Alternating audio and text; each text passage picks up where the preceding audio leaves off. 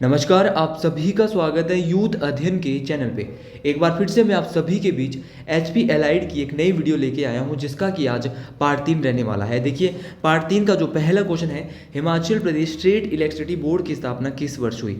तो Himachal Pradesh state electricity board की जो स्थापना होती है ये 1971 में होती है। देखिए, Himachal Pradesh state electricity board की स्थापना तो 1971 में होती है। इसके अलावा और 1971 में क्या होता है, तो 1971 में हिमाचल प्रदेश को पूर्ण राज्य का दर्जा मिलता है और हिमाचल भारत का 18वें नंबर का राज्य बनता है। इसके अलावा हिमाचल प्रदेश लोक सेवा आयोग, Himachal Pradesh public service commission हम जिसको कहते हैं, इसकी स्थापना भी 1971 में हुई थी।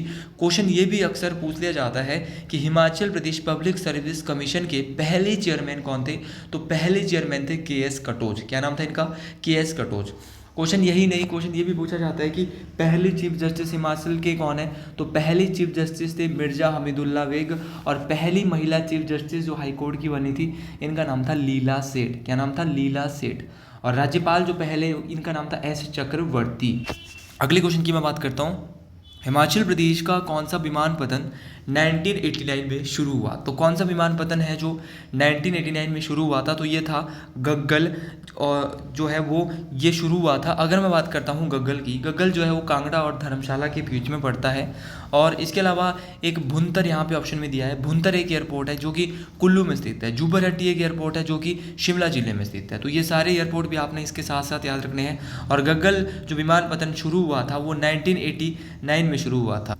अगले क्वेश्चन की मैं बात करता हूँ, हर एक क्वेश्चन मोस्ट इंपॉर्टेंट है। बुशहर के निम्नलिखित में से किस शासक ने रामपुर को अपनी राजधानी बनाया। तो बुशहर कैसे, कौन से राजा थे जिन्होंने रामपुर को अपनी राजधानी बनाया था, तो बुशहर के ऐसे राजा, इनका नाम था राजा राम सिंह। राजा राम सिंह के द्वारा जो है वो रामपुर को अपनी राजधानी बनाया गया था। इनके द्वारा सरहान से जो है वो रामपुर के लिए राजधानी शिफ्ट की गई थी, ये भी आपने याद रखना है। बुशहर के राजा होते थे चतर सिंह। बुशहर के राजा चतर सिंह ने क्या किया था, इन्होंने कामरू से अपनी राजधानी शिफ्ट की थी सराहन के लिए। याद रखना, सराहन से शिफ्ट की थी रामपुर के लिए राम सिंह ने। और एक राजा चतर सिंह होते थे बुशहर रियासत के, इन्होंने की थी कामरू से सराहन। और अगर मैं बात करता हूँ बुशहर रियासत की, बुशहर रियासत की जो स्थापना है वो राजा प्रद्युम्न के द्वारा की गई थी। ये भी मोस्ट इंपॉर्टेंट क्वेश्चन है। अगले क्वेश्चन की मैं बात करता हूँ, हिमाचल प्रदेश के गुर्जर किसके वंशज है। अगर बात करते हैं हिमाचल प्रदेश के गुर्जर की, और इससे पहले एक क्वेश्चन और आपको याद रखना है कि बुशहर रियासत के ऐसे राजा जिन्होंने अंग्रेजों का साथ देने से मना कर दिया था, तो इनका नाम था राजा शमशेर सिंह। तो राजा शमशेर सिंह ने जो है वो अंग्रेजों का साथ देने से मना कर दिया था 1857 के विद्रोह के समय। ये क्वेश्चन भी पेपर में पूछा जाता है। अब बुशहर के ऐसे राजा जिनको अजान बाहू के नाम से जाना जाता है, तो अजान बाहू के नाम से केहरी सिंह को जाना जाता है। मोस्ट इंपॉर्टेंट ये क्वेश्चन है। और छत्रपति के नाम से भी राजा केहरी सिंह को ही जाना जाता है, जो कि बुशहर रियासत के राजा थे। औरंगजेब ने इनको राजा छत्रपति की उपाधि दी थी। अगले क्वेश्चन की बात करते हैं, एलाइड के पेपर में आपको किसी भी तरीके से अच्छा क्वेश्चन पूछा जा सकता है, हिमाचल प्रदेश में गुर्जर किसके वंशज है। तो हिमाचल प्रदेश के जो गुर्जर है वो किसके वंशज है, तो हिमाचल प्रदेश के जो गुर्जर है ये जो है ये हुण जाति के वंशज है। अगर मैं बात करता हूँ गुर्जर हुण जाति के वंशज है। गुर्जर जो है एक हिमाचल प्रदेश की घुमंतू एक ट्राइब है, और ये हिंदू और मुस्लिम दोनों टाइप में होती है। हिंदू होते हैं कुछ गुर्जर, कुछ मुस्लिम होते हैं, और ये घूमते रहते हैं। जो मुस्लिम होते हैं, जो मुस्लिम गुर्जर होते हैं, वो उनका ज़्यादातर जो कार्य होता है वो घूमने का होता है। अगर मैं कुछ ट्राइब्स की बात करता हूँ हिमाचल के अंदर, जैसे कि एक गद्दी ट्राइब हिमाचल के अंदर है। गद्दी ट्राइब जो है ये कांगड़ा और चंबा में स्थित है। और जो ये गद्दी ट्राइब्स होती है ये भेड़ को चराते हैं, और इनके बीच एक मैरिज के जो टाइप है वो बड़े फेमस है, जैसे जंजारा गद्दियों का एक मैरिज का टाइप है। एलाइड के पेपर में बहुत बार पूछा गया है जंजारा। घर जवंतरी बहुत बार पूछा गया है। बट्टा सट्टा बहुत बार पूछ लिया गया है। दानपून बहुत बार पूछ लिया गया है। जिंड फूक एक मैरिज का टाइप है। बट्टा सट्टा हो गया है, दानपून हो गया है, और जिंड फूक और अपना बराड़ फूक। तो ये सारे के सारे मैरिज के टाइप है जो कि गद्दियों के द्वारा जो किए जाते हैं। और गद्दी एक ट्राइब है, और गद्दियों का जो फेमस जो इनका उत्सव है वो नवाला है। नवाला जो है वो भगवान शिव को समर्पित है, और नवाला डांस जो है वो गद्दियों के द्वारा किया जाता है। ये भी मोस्ट इंपॉर्टेंट है। अगले क्वेश्चन की मैं बात करता हूँ। अगला question, in which year forest settlement was executed in Himachal Pradesh. Himachal Pradesh में वन बंदोबस्त किस वर्ष कार्यान्वित हुआ। तो वन बंदोबस्त जो कार्यान्वित हुआ था ये 1879 में कार्यान्वित हुआ था वन बंदोबस्त। ये मोस्ट इंपॉर्टेंट क्वेश्चन है। अगले क्वेश्चन की मैं बात करता हूँ, और जो ये पिछला क्वेश्चन था एलाइड के पेपर में जरूर आया था। हिमाचल में निम्नलिखित में किसके द्वारा राहुण पर शासन था? तो राहुण पर शासन जो किया गया था ये ठाकुरों के द्वारा, किसके द्वारा किया गया था भैया? राहुण पर जो शासन किया था ये ठाकुरों के द्वारा, नहीं राणा के द्वारा, सॉरी, जो राहुण, अब मेरे को याद आ रहा, राहुण पे राणा ने शासन किया था। किसने? ठाकुर ने नहीं किया था, राणा ने शासन किया था राहुण के ऊपर। यह आपने याद रखना है, मोस्ट इंपॉर्टेंट है। और अगर मैं बात करता हूँ अगले क्वेश्चन की, तो अगले क्वेश्चन को हम डिटेल से पढ़ने जा रहे हैं। हिमाचल प्रदेश में राजनगर कहे जाने वाले महल में नडा में किसने निर्माण किया था? तो हिमाचल प्रदेश में राजनगर कहे जाने वाले महल का नडामे में किसने निर्माण किया था? तो ये जो निर्माण किया था ये किया था उमेद सिंह ने। अगर मैं बात करता हूँ उमेद सिंह की, उमेद सिंह जो है ये चंबा रियासत के राजा थे, और इन्होंने जो है वो राजनगर में एक नडा महल बनवाया था, नाडा महल बनवाया था राजनगर में। और ये इनके समय में ही, राजा उमेद सिंह की अगर बात करता हूँ तो इनके समय में ही चंबा राज्य मंडी तक फैला हुआ था। और इनके पुत्र का जो नाम था ये राजा राज सिंह था। क्या नाम था? उमेद सिंह की जो पुत्र का नाम भी पूछ लिया गया, इनके पुत्र का नाम राजा राज सिंह था। और इनका जन्म, जो उमेद सिंह के जो बेटे राज सिंह है, इनका जन्म जो है वो राजनगर में हुआ था। और अगर मैं उमेद सिंह की मृत्यु की बात करता हूँ तो इनकी मृत्यु 1764 में हो गई थी। अगले क्वेश्चन की बात करते हैं, नालागढ़ का पुराना नाम क्या है? ये अक्सर ये क्वेश्चन बहुत बार एलाइड के पेपर में पूछ लिया जा चुका है। तो नालागढ़ का पुराना नाम भैया हिंडूर है। अगर मैं बात करता हूँ हिंडूर रियासत की, नालागढ़ का पुराना नाम तो हिंडूर है। हिंडूर रियासत की जो स्थापना है वो राजा अजय चंद के द्वारा की गई थी। नालागढ़ शहर किसके द्वारा बनाया गया था? हिंडूर से नालागढ़ शहर बनाया गया। तो नालागढ़ शहर जो बनाया गया था ये राजा विक्रम चंद जी के द्वारा बनाया गया था। एक रामगढ़ शहर है, रामगढ़ शहर जो है ये राजा रामचंद्र जी के द्वारा जो है इसकी स्थापना की गई थी। इसके अलावा एक क्वेश्चन और आता है, एलआईडी के पेपर में पूछा गया है, तो मैं आपके बीच लाया हूँ, कल्पा का दूसरा नाम क्या है? तो कल्पा का जो दूसरा नाम है वो है चीनी। कल्पा का दूसरा नाम या पुराना नाम जो है वो क्या है? चीनी है। ये भी आपने याद रखना है, ये क्वेश्चन पेपर में आया। इसके अलावा भैया ऑप्शन में दिया है किरग्राम। किरग्राम का पुराना नाम है बैजनाथ। क्या नाम है? बैजनाथ। इसके अलावा ब्रह्मपुर का पुराना नाम है ब्रह्मपुर का पुराना नाम, नया नाम है भरमौर। कहलूर का नया नाम है बिलासपुर। कहलूर का नया नाम क्या है? बिलासपुर, क्योंकि वहाँ पे कहलूरी भाषा भी बोली जाती है। और ब्रह्मपुर का नया नाम है भरमौर, जिसको 84 टेम्पल्स की भूमि भी कही जाती है। अगला क्वेश्चन देखते हैं, which Mughal emperor conferred the title of Raja and Jagat Singh of Kullu?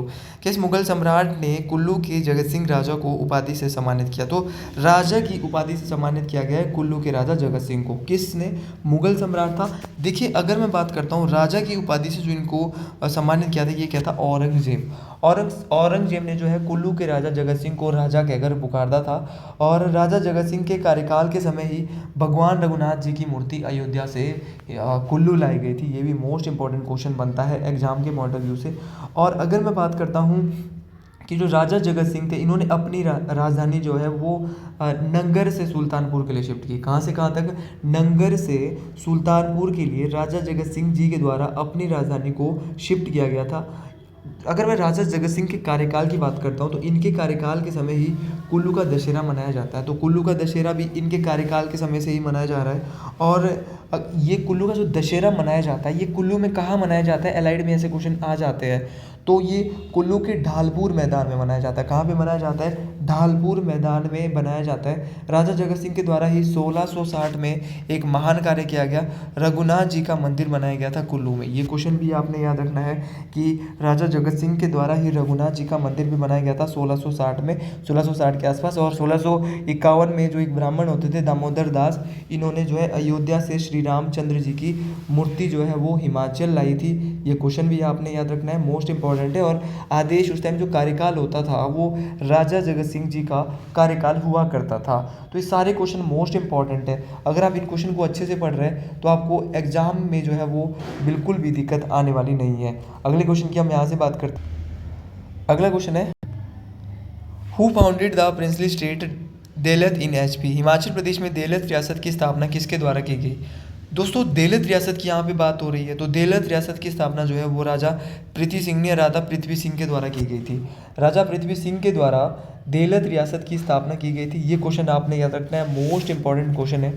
अगर मैं बात करता हूँ जो देलत रियासत होती थी ये 1815 में बुशहर की जागीर हुआ करती थी। और बुशहर रियासत ने की अगर मैं बात करता हूँ तो बुशहर रियासत जो है ये 15 अप्रैल 1948 को मासू ज़िले का हिस्सा बनी थी। और देलत रियासत जो है वो इसकी जो स्थापना की थी ये की थी पृथ्वी सिंह ने। और बुशहर रियासत की स्थापना राजा प्रद्युम्न के द्वारा की गई थी। ये क्वेश्चन मैं आपको बता चुका हूँ। अगर मैं कुछ इंपॉर्टेंट रियासतें, सारी तो नहीं बताऊंगा लेकिन कुछ इंपॉर्टेंट महत्वपूर्ण रियासतों की बात करता हूँ। रतेश रियासत राजा रामचंद्र के द्वारा।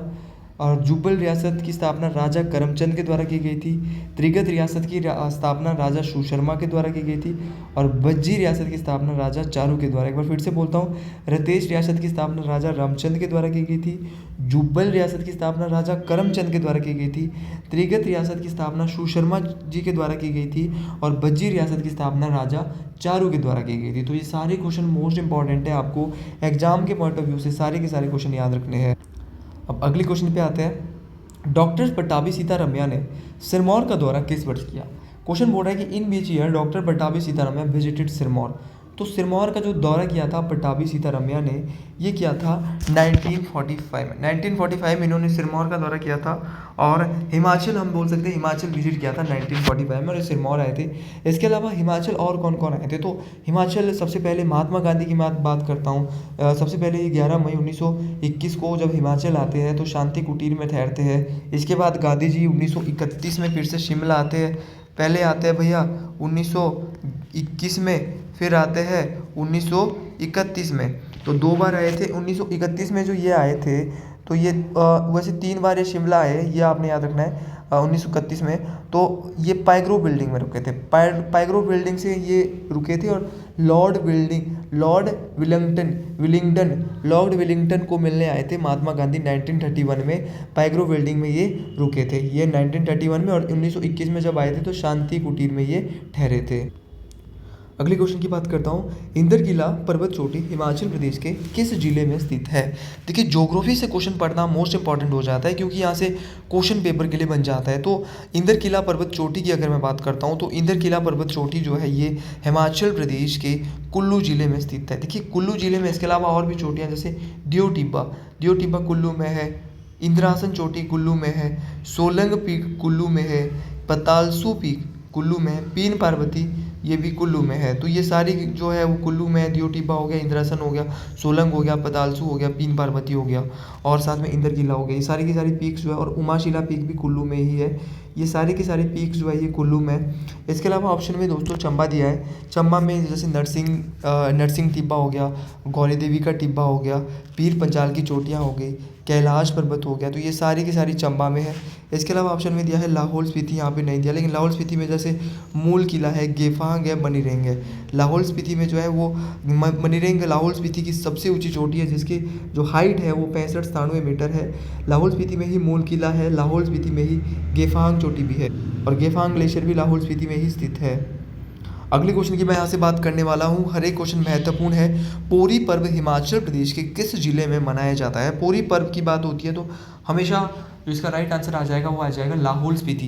पोरी पर्व लाहौल स्पीति में मनाया जाता है। लाहौल स्पीति में इसके अलावा हालदा उत्सव मनाया जाता है, गोची उत्सव मनाया जाता है, धुमखोर उत्सव मनाया जाता है, लदारचा मेला लाहौल स्पीति में मनाया जाता है। ये सारी चीज़ें लाहौल स्पीति में मनाई जाती है। इसके अलावा किन्नौर यहाँ पे ऑप्शन में ज़रूर दिया है। किन्नौर में जो है वो फुलेज मेला लगता है, उखियांग मेला लगता है, खेपा फेस्टिवल किन्नौर में होता है और जो एक लोसर फेस्टिवल होता है जो कि न्यू ईयर नव वर्ष का त्यौहार होता है जो कि किन्नौर और लाहौल स्पीति दोनों ही जिलों में मनाया जाता है।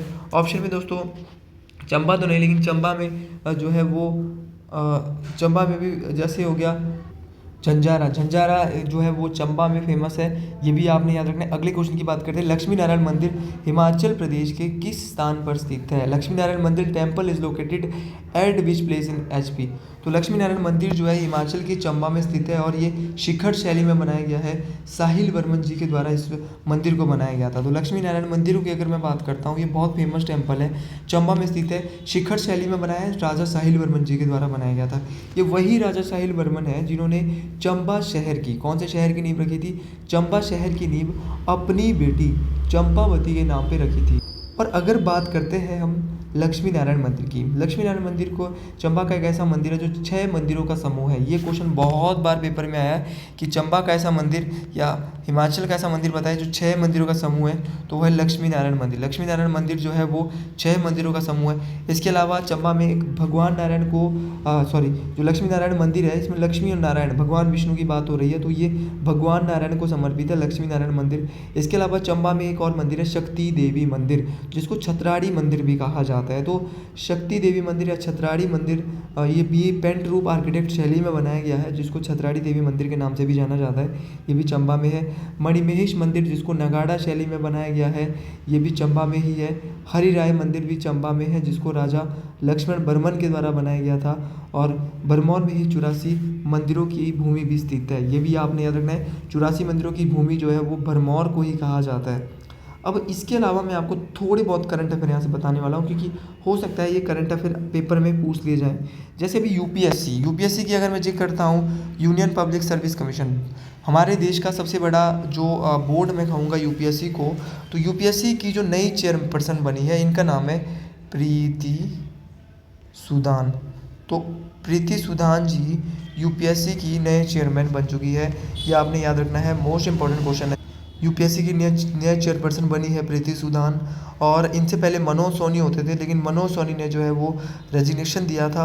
अगर मैं बात करता हूँ आर्टिकल 316A, आर्टिकल 316 का एक का जो है वो ये बोलता है कि जो यूपीएससी का जो चेयरमैन होता है उसका कार्यकाल या तो होगा 6 वर्ष या होगा 65 वर्ष। तो दोनों बातें आपने ना, क्या बोलता है कि कार्यकाल के बारे में बात करता है 316 का ये बोलता है कि भैया अगर तो जो हमारा यूपीएससी का चेयरपर्सन है, इसकी उम्र जो होनी चाहिए या तो 6 वर्ष होनी चाहिए पहले, या होनी चाहिए 65 वर्ष। तो ये दोनों बातें आपने याद रखनी है, मोस्ट इंपॉर्टेंट बात है दोनों की दोनों। अगले क्वेश्चन की बात करते हैं। अगला क्वेश्चन सीधा पेरिस ओलंपिक से आया, करंट अफेयर का ही है। पेरिस ओलंपिक में क्या होता है कि भारत की एकमात्र महिला शूटर, पहली महिला शूटर बनी है, जिनका नाम क्या है, मनु भाकर। मनु भाकर जी ने जो है वो 10 मीटर एयर पिस्टल में जो है वो ब्रॉन्ज जीता है। अब इतना ही नहीं, इन्होंने बहुत बड़ा कमाल कर दिया है। इन्होंने क्या किया थी कि इन्होंने पहले सिंगल में जीता ब्रॉन्ज इंडिया के लिए 10 मीटर एयर पिस्टल में, याद रखना ये। अब इसके बाद क्या है, ये फिर से जो है मनु भाकर जी शूटिंग में ही खेलती है, मिक्स्ड खेलती है इस बार, और मिक्स्ड खेलते खेलते ये सरबजीत सिंह जी के साथ जो है वो क्या जीत लेती है, 10 मीटर में फिर से ब्रॉन्ज जीतती है। तो ये बहुत बड़ी उपलब्धि है भारत के लिए, और ये मोस्ट इम्पॉर्टेंट रह जाता है। नीरज चोपड़ा के बाद ओलंपिक में फिर से मेडल आया है भारत के लिए, तो ये बहुत बड़ी खुशी की बात है। पेरिस ओलंपिक में मेडल आया इंडिया के लिए। अभी हाल ही में पीछे था 1 अगस्त को एक डे मनाया गया जिसका नाम था वर्ल्ड वाइड वेब डे। तो WWW world wide web day जो है वो कब मनाया जाता है, तो वर्ल्ड वाइड वेब डे जो है वो 1 अगस्त को मनाया गया था, और इसको 1989 में टीम बनर्जी के द्वारा खोजा गया था। तो एलाइड के पेपर के लिए आपको ऐसे अक्सर अच्छे क्वेश्चन जो है वो याद रखने पड़ेंगे, क्योंकि ये मोस्ट इंपॉर्टेंट हो जाता है। यहाँ पे कुछ जिले दिए हैं, तो इन जिलों की अगर मैं बात करता हूँ, यहाँ पे मंडी दिया है। मंडी में विधानसभा सीटों की संख्या कितनी है, 10 है। चंबा में कितनी है, 5 है। चंबा में 5 है। कांगड़ा में सबसे ज़्यादा 15 है। कुल्लू में 4 है। सिरमौर में 5 है। सोलन में 5 है। किन्नौर में 1 है। लाहौल स्पीति में भी 1 है। तो इसके अलावा ये सारे ज़िले यहाँ पे 1 2 3 4 5 6 7 8, देखिए 5 ऐसे ज़िले जिसमें विधानसभा सीटों की संख्या 5-5 है। सो सिरमौर ले लो, सोलन ले लो, अपना वो ले लो, ऊना ले लो, हमीरपुर ले लो, और चंबा ले लो। इनमें विधानसभा सीटों की संख्या 5-5 है। और 2 ऐसे ज़िले जिनमें 2-2 है, 4 ऐसे ज़िले, 2 ऐसे ज़िले जिनमें 4-4 है, बिलासपुर और कुल्लू, और 2 ऐसे ज़िले जिसमें 1-1 है, लाहौल स्पीति और किन्नौर। तो ये सारे की सारे आपने विधानसभा की सीटें भी याद रखनी है, मोस्ट इंपॉर्टेंट है। और जिसने पूरी वीडियो देखी है वो YA+ हर हर महादेव का कमेंट जरूर दे। जय हिंद, जय हिमाचल प्रदेश, हर हर महादेव।